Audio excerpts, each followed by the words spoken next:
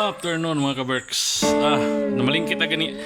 Namalingki tayo kanina kasi nga gusto nating i-prove yung sinasabi ni NIDA Secretary Balisacan na kasyang-kasya daw yung 21 pesos and point something na budget para sa pagkain ng bawat Pilipino. Kaya mga kaberks, tingnan natin kung kaya ba sa sinasabi ni Secretary Balisacan yung 21 pesos and point something centavos na budget para sa pagkain ng mga Pilipino.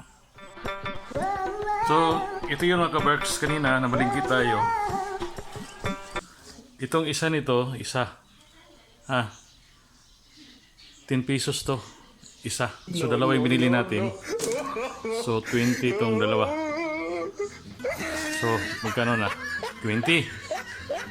Ito mga kaberks, 10 pesos to. 10 pesos to. So magkano na? 30.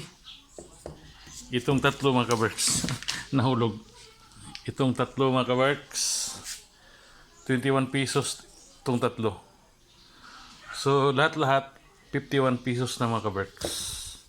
Andyan sa loob ng may takip dyan, meron tayong pritong isda na yung isahog natin dito sa gulay natin.